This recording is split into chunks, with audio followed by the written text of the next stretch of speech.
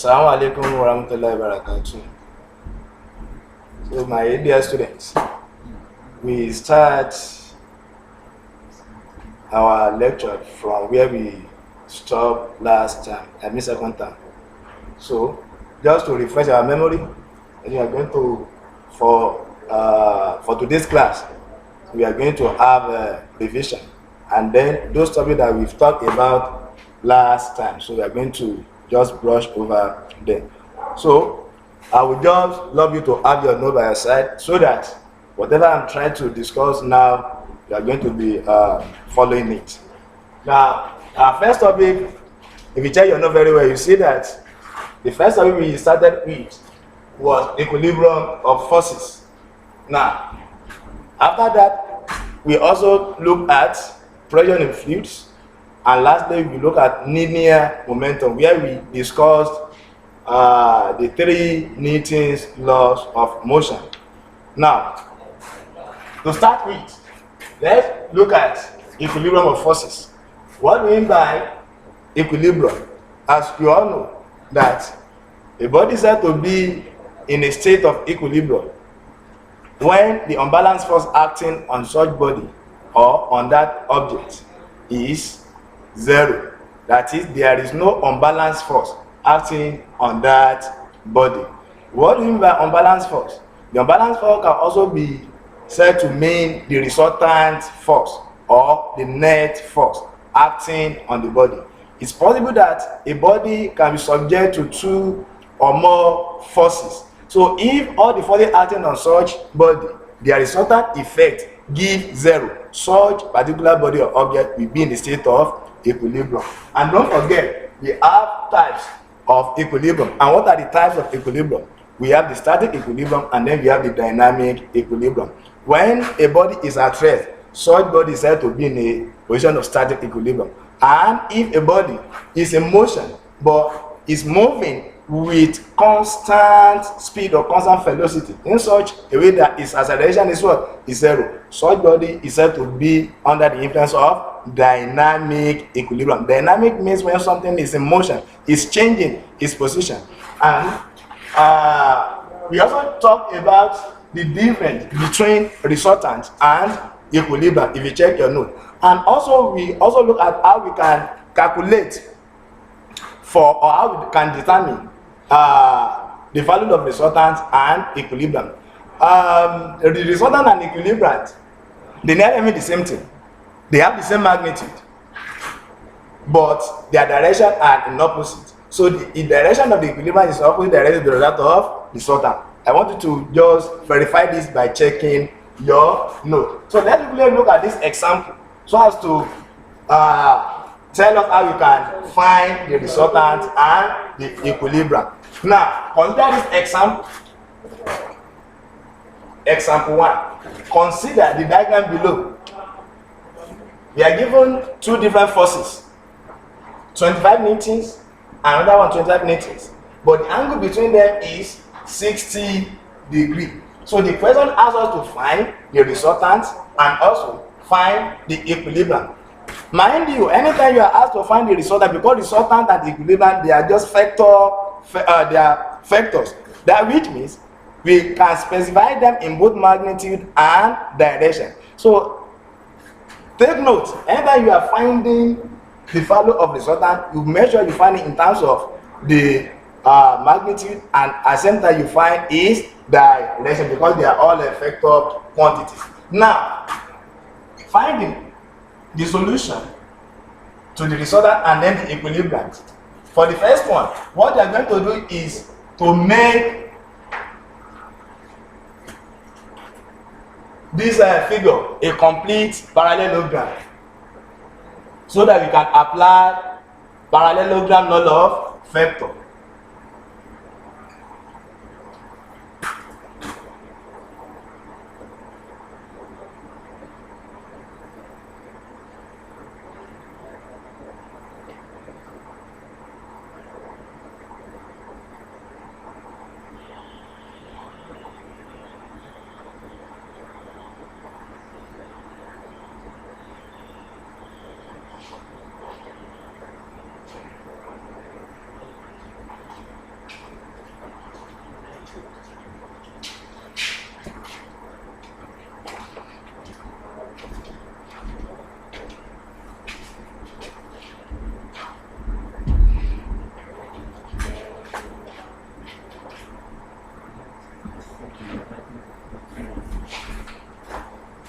Now, you can see the complete form of this question.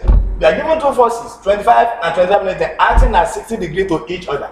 Now, you make it a complete parallelogram so that you can apply parallelogram law of vector. You can see that this way is 25.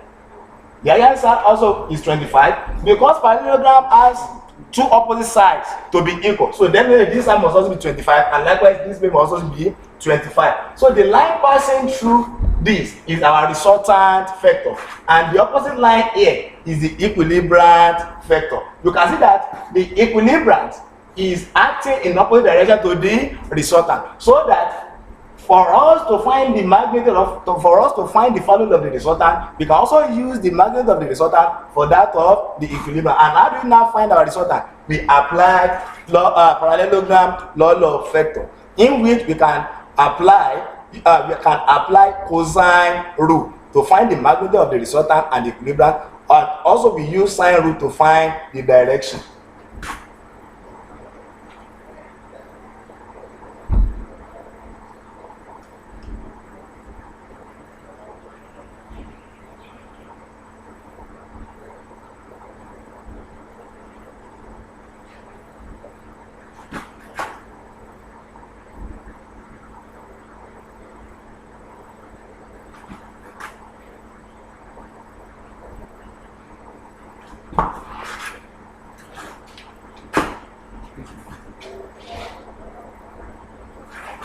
So we need to know this angle, this particular angle, and how do we find this angle? Since one of the angle of this parallelogram is 60, which means that this opposite angle will also be 60. So the addition of these 260 will give 120. The total sum of angle in a parallelogram is 360. Then 360 minus 120 will give 240. Then divide 240 by 2, we have 120. So this angle is going to be 120 degrees, and likewise this angle 120 degrees. Then we use cos 128. So by the time we find the value of this, our R is going to be equal to 43.3 Newton by using your calculator.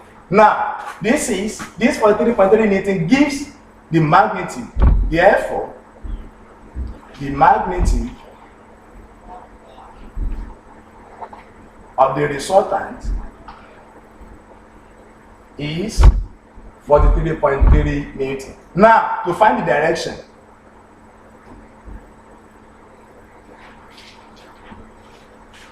using sine rule. So bring this triangle out. I have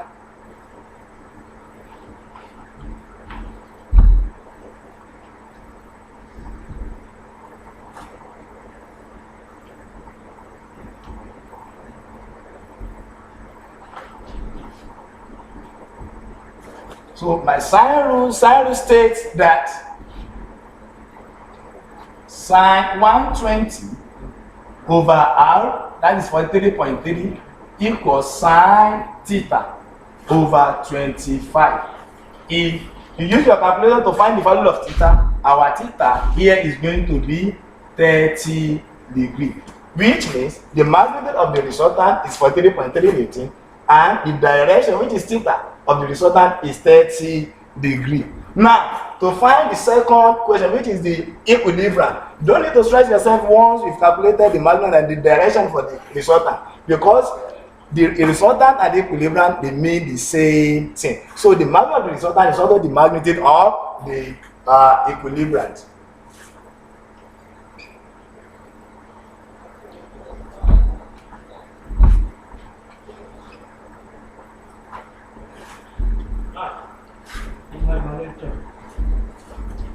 Now, Roman figure 2. To find the equilibrium, say therefore the magnitude of the equilibrium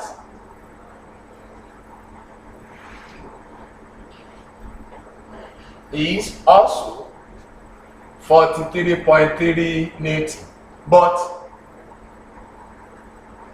in opposite direction of the resultant.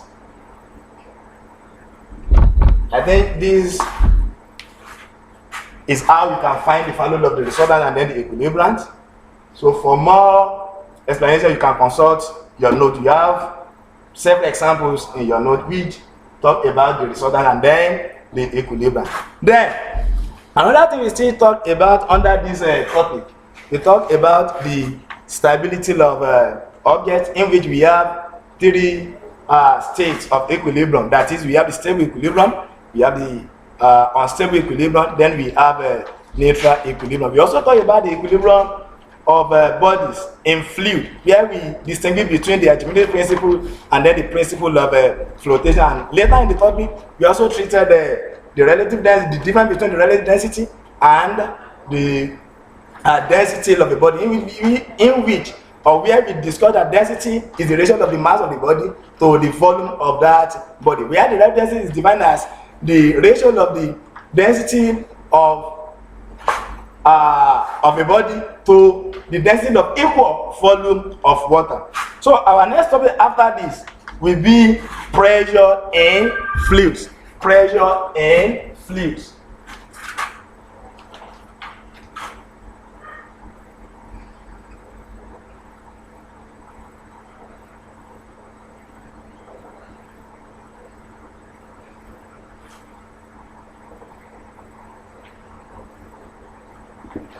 So what is pressure?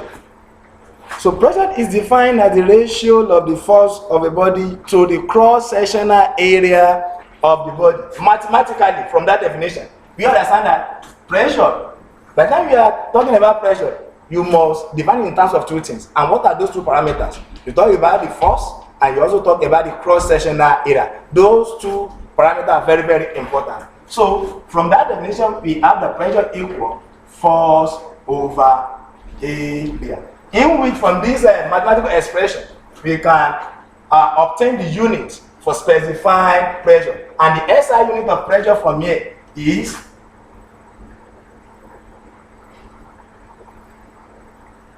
Newton per meter square. Why? Because force, the unit of force is Newton, while the unit of area is meter square. But because our area is denominator, so we have Newton per meter. And we also talk about some instruments that you can use to measure the pressure. We talk about the barometer. The barometer is used for measuring atmospheric pressure.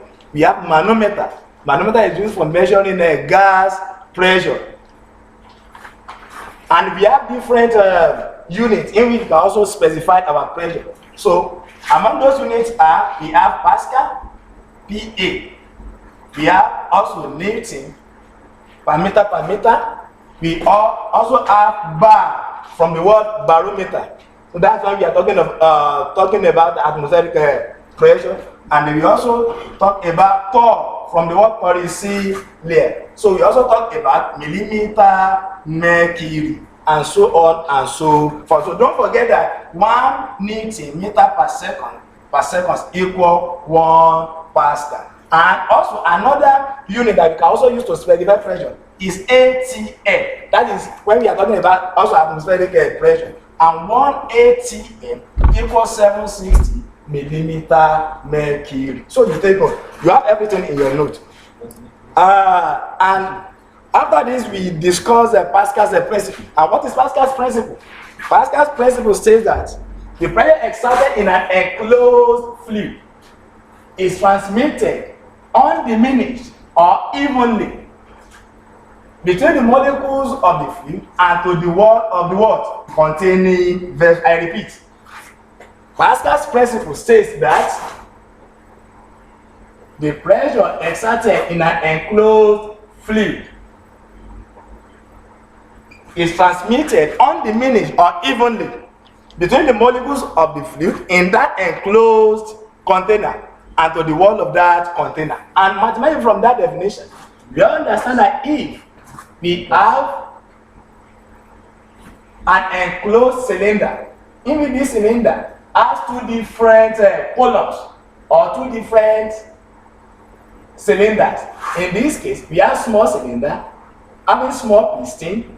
Then we have the larger cylinder having larger piston. If the pressure, small effort is applied downward here, that is small p. This one has small cross-sectional area, small letter A. Here, we have capital P, big pressure or large pressure, and this column or cylinder has larger area, capital letter A.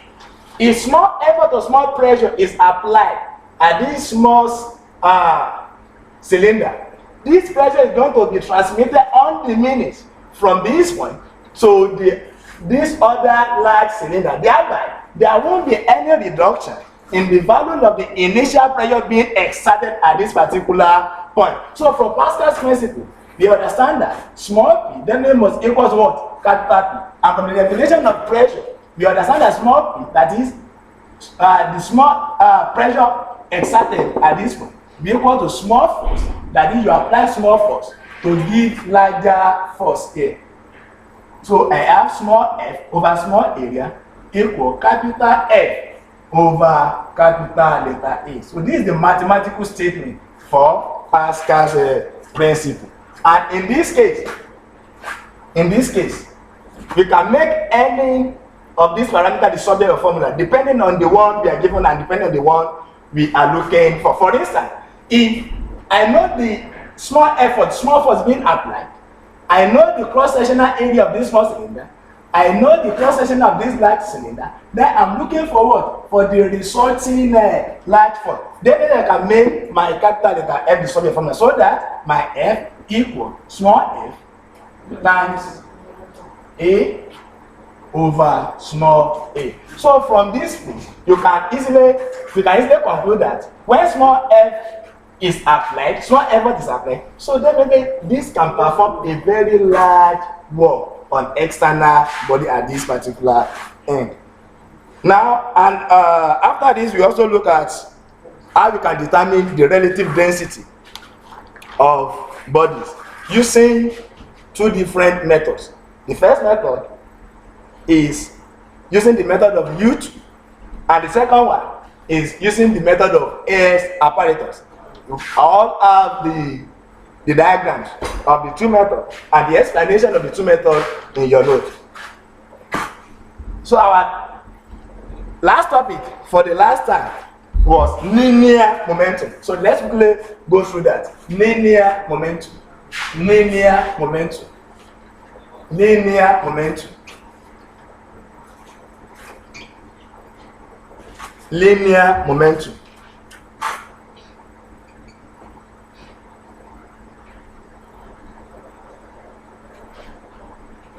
Linear momentum. Under this topic, we discuss the momentum, that is the meaning of momentum. We discuss the meaning of impulse, and later we also discuss the laws of motion, that is Newton's laws of motion, rather. Newton's laws of motion. Now, what is momentum? Momentum is defined as the product of the mass of the body and its speed or its velocity. Mathematically, momentum is defined as mass of the body times the velocity of the body, which means that any object that possesses mass and is in motion will surely possess what we call momentum, which also means that if a body is having enough mass, but in that case the body is stagnant, is static, is not moving, such body will not possess momentum because its velocity will have been zero, and whatever the mass of that body might be, putting velocity to be zero here, so it tantamount that the momentum will be zero. So a body can only possess momentum if such body is having mass and again is in motion or is moving with a certain amount of velocity or speed. And its unit from the mathematical expression, the unit of momentum is kg meter per second. Don't forget, the SI unit of mass is kg, while the SI unit of velocity is meter per second. So joining the two, we have kg meter per second. For impulse is called impact force. That is, when a force is applied on an object and that force acts at a specific time. So two things are also paramount in the definition of impulse. You state the time at which that force is applied and the force that is being applied on the body itself. So our impulse is given or is defined as force times distance. And in this case, its own unit is also Newton seconds. Don't forget, the unit for force is Newton, while that of time is what? Is seconds. And again, okay. So let's talk about Newton's laws of motion. As we discussed earlier, we have 3 laws of motion. The first one is called laws of inertia. Laws of inertia. The first Newton's law, that is law of inertia. So this is the first law. We have the second law. Then we have the third law. What's the Newton first law of motion? It says that every object will continue in a state of rest or of uniform linear motion unless acted upon by a force. I repeat, every object will continue in a state of rest or of uniform linear motion except acted upon by a force. The meaning of that statement is that if an object is stationary and no external force is applied on that body in order to cause the change in the position of that, so such body will remain at that particular point. And if any object is in motion and no external force is applied to stop that object moving, so such object is going to continue moving till eternity. So that is just the meaning of Newton's first law. And the Newton's first law just tell us what the force does, but it doesn't tell us how that force can be measured. So the law that tells us how force can be measured is that of second law. The second law, the Newton's second law, we say that the applied force, the rate of change of linear momentum, is directly proportional to the applied force and takes place in the direction of the force. And the mathematical expression for that is that we have F equal M into bracket V minus U, everything over A. Sorry, everything over T. That is, the time rate of change of linear momentum is directly proportional to what? To the applied force. So this Newton's second law tells us how we can easily determine the amount of force that can cause this change in the state of motion of what? Of a body. So if mass of the body is known, the final velocity of the body is known, the initial velocity of the body, and then the time through in which the velocity, the two velocities occurs are known. So we can easily find the value of the magnitude of the applied force. Now, the third law says that action, for every action, there must be equal and opposite reaction. For every action, there must be equal and opposite reaction. That is, when you have two bodies, and these two bodies just have contact or they collide with each other, one is going to exert force on another body. The second body is going to also exert the same magnitude of the force on the first body. In this case, the magnitude of the force they are going to exert on each other will be equal, but they are going to be in opposite direction. For instance, I'm having two bodies, A and B. Then they collide. So this one is going to have F, while this one is going to have FB. So that from third law, we have FA equal minus FB. Or it can be FB equal minus FA. Which means that they have the same magnitude of the force, but the direction in which the two forces act are in opposite direction to it. So this negative is telling us that the two forces are in opposite direction. And after the Newton's law, we talk about the application of Newton's law and then the momentum. So we also talk about lift or elevator. That is how we can determine the weight of an object in a lift or elevator, and then we have different cases for that. So the first case is when the body is stationary in the lift, The second case is when the body at the lift is moving or ascending with a certain acceleration A, and we also have when the lift or the elevator is descending with acceleration A or deceleration minus A, as the case might be. So in order to refresh your memory again, I would like to give you the assignment on based on what we've discussed so far. So the assignment I'm going to give you, I will just refer you to your textbook. If you are the type that you have a new school, I want you to consult page 161, page 161, new school, page 161, question 7, question 12, and question 31. New school, page 161, question 7, question 12, and question 31. If you are the type using PN OKK, Senior Secondary School Physics, you consult page 97. Page 97. Make sure you lay your hand on question 1, question 2, and question 33. If you are the one using PN OKK, try to check question 1, question 2, and question 33 of page 97. Now, that is assignment 1. The second assignment, under pressure in fluids. Under pressure in fluids. If you are the one using new school, check page 362. New school, page 362. Make sure you treat question 4, question 5, and question 10. Make sure you treat question 4, question 5, and question 10. If you are the one using, if you are the type using PN OKK, check page 108, question 4, question 5, and question 12. If you are the one using PN OKK, check page 108, question 4, question 5, and question 12. So, assignment under linear momentum. New school, page 187. New school, page 187. Question 8, question 14, and question 16. Question 8, question 14, and question 16.